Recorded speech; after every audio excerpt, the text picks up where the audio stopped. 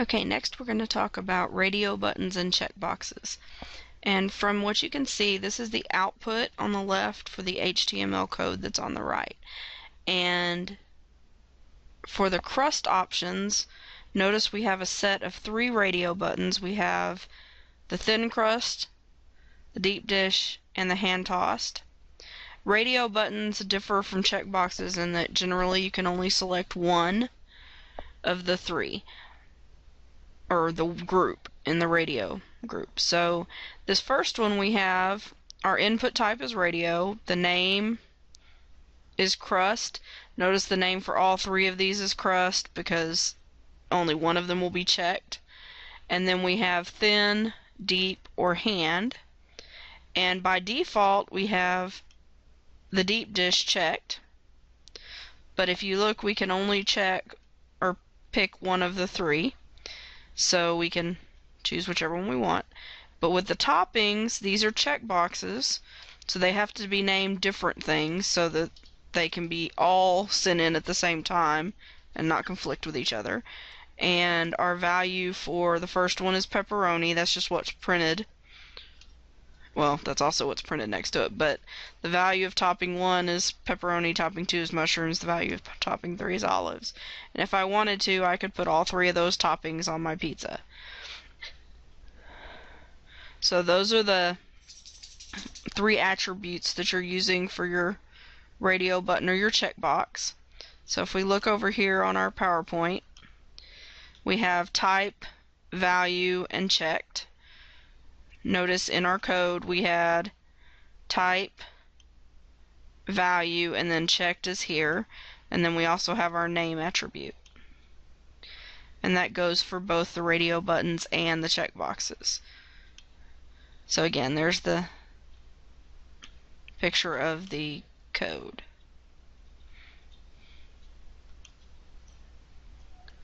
Okay, now we're looking at a drop-down menu. If you look over here to the left, we have the style option for our pizza, and we have the New Yorker in 10-inch, 12-inch, or 16-inch, and we have the Chicago in 10, 12, or 16-inch. So if I choose that 16-inch, it chooses this option value of CHI, stands for Chicago 16, and that's what is transmitted to the server. If I choose the 12 up here, it chooses the option value 12-inch in the New Yorker. Now, as far as the code goes, we have a select set.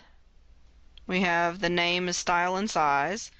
Then we have 2 different option groups. We have the New Yorker option group and the Chicago option group, each with 3 option value choices. So when we look back at our PowerPoint, we have our label that identifies the group, and then each of the option elements has value and or selected. Now, in our code, none of these are selected for us. That's why there's not a selected option. So it just defaults to the top 10-inch, the first choice. But that creates a drop-down menu, the select does.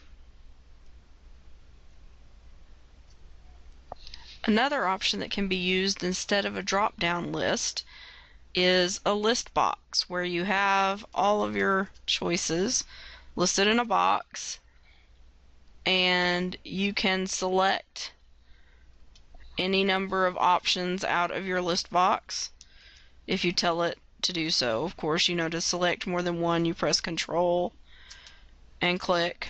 So we could select 4 items for our pizza, or all of them if we wanted to. Now, if we look at the code, again, this is a select, and the attribute names, we have the attribute size. The size shows how many rows we're going to put in it. So even though we have 4, 5, 6, 7 items, we only have 4 rows. The multiple tells us that multiple things can be selected. Default,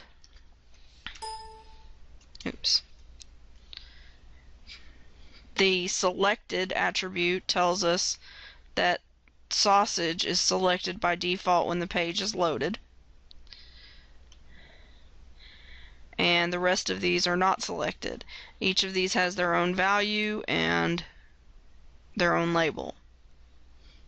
So our options for a list box is the size, which is the number of items to display in the control. If it's 1, it makes it a drop-down list instead of a list box. And then multiple, like I said before, is what tells us that we can select multiple choices from that list box. Okay, the next form element we'll use is the text area element. This is a text area field, and the way it differs from a text, just a plain text field, is it has multiple rows and or columns. And the way you code this in the HTML is you use the text area tag, and it has attributes for name. It has an attribute that we can use to put a placeholder in it, although if you notice in the Internet Explorer rendering of my text box, the placeholder doesn't show up. However, if we run this in Firefox, it puts my text placeholder in there until I type in the text box. This is a comment. So for some reason Internet Explorer decided not to show that.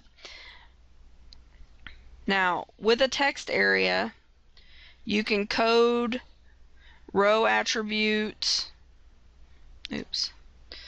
column attribute, and the wrapped. However, the wrap, whether it wraps or not. However, rows and columns are not required in HTML5, and it is better to use CSS to identify these different element attributes. So if we look at the sample CSS, this talks about the height of my text box and the width of my text box. So it's 5 characters tall, and it's 25 character widths wide. And then we also specify the font family, as we do in so many other things. So now we have a CSS for our sample page. This next section talks about how to use labels.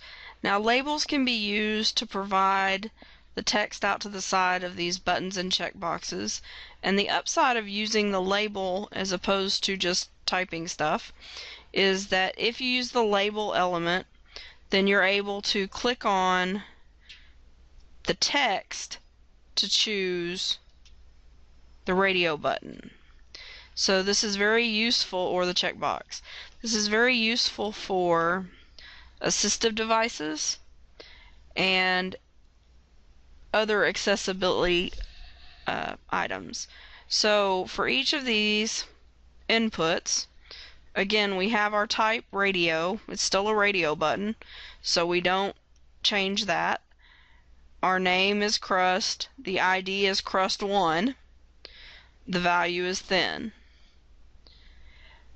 But here we now have a label for crust1.